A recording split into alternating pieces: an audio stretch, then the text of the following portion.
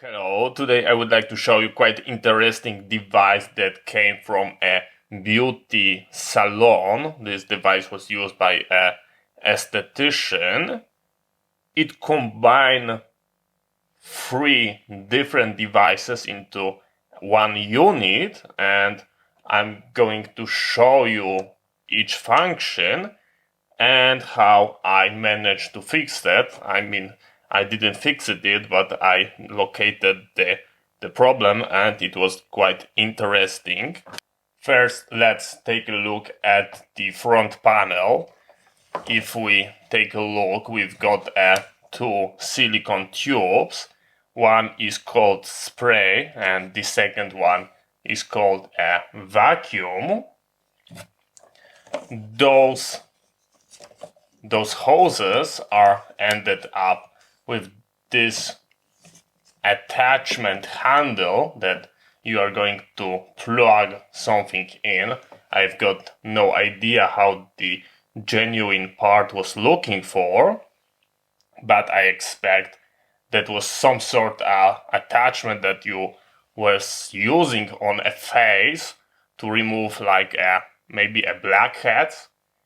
I'm not sure if that is what was intended to do, but for example in electronic lab that can be used, for example, for picking up small SMD parts. I saw an attachment with a tiny rubber holder, and by using vacuum you can pick up and move elements. Let me show you the vacuum part so we can run it. And if I'm going to touch my finger here, it's going nicely suck, and as you can see, it's being stuck. So we've got a very nice vacuum, and it can be used for different things in your electronic lab. I'm pretty sure that we can find a use for it. Then we've got another connector that is called spray, and we've got another tube for something that looks pretty common to device that's being used for spraying perfume, but you can use this for any liquid, and for example spray isopropyl alcohol in place on your PCB if you are doing a rework. Very, very interesting. I was unable to find the correct match for the thread, so here I've got the isopropyl alcohol, and we are going to do a small scientific experiment.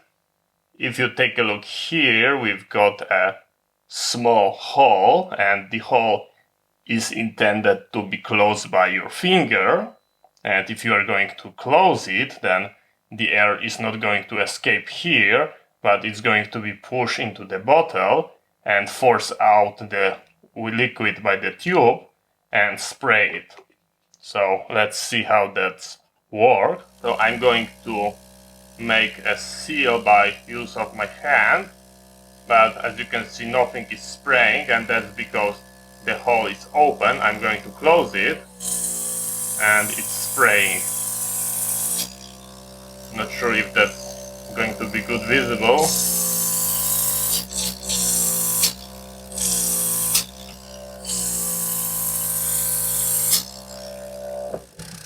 So as you can see, the sprayer part looks perfectly. I definitely see a good use out of it on cleaning PCB, because you can have it enabled and just dose by pressing that hole, by covering it. We've got also the frequency adjustment, so if I go to the highest possible, you can see that pump is cycling, and you can adjust the time by dialing here.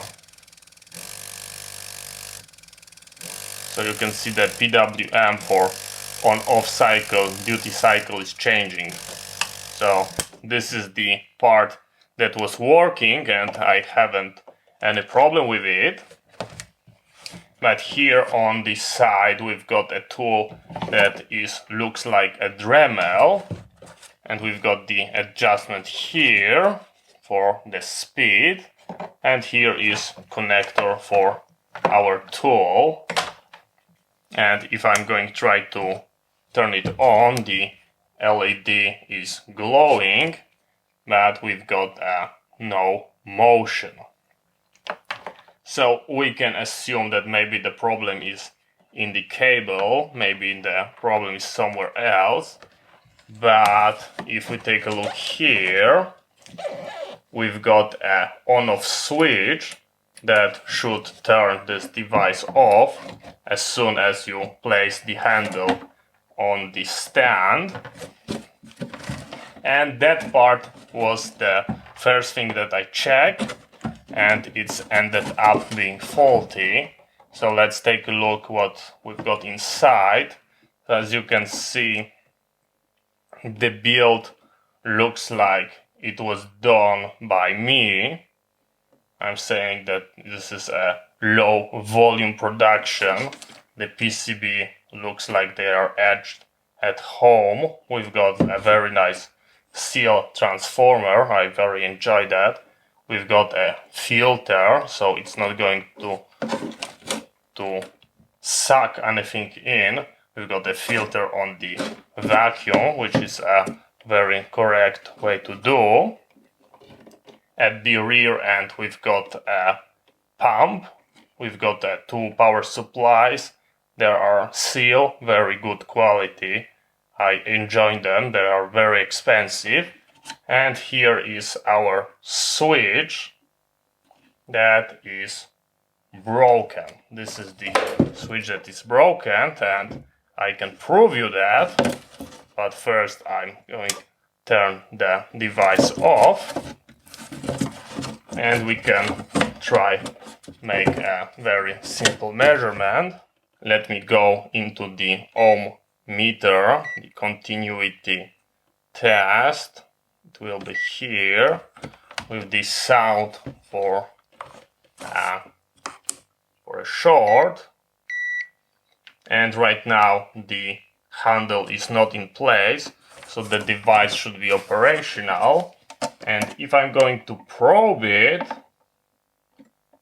we've got absolutely nothing. The switch is completely open.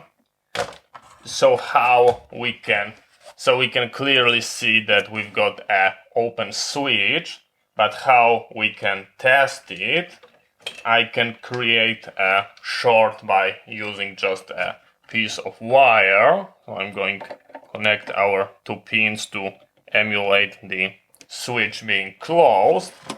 And now after powering the device on, as you can see, the Dremel part is spinning. We can adjust the speed. And here is the thread that you are going to be using for putting a different attachment. And I saw on the pictures that you can have like a brush that is rotating and you are scrubbing on it. So it's going to be like a Dremel tool.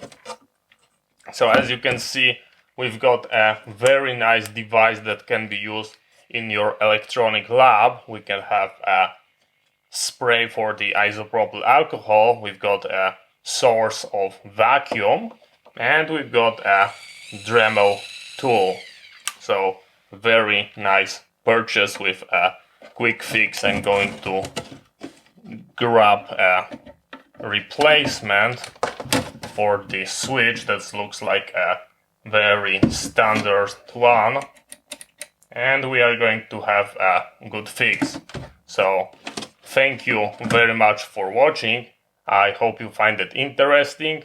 See you next time, and bye bye.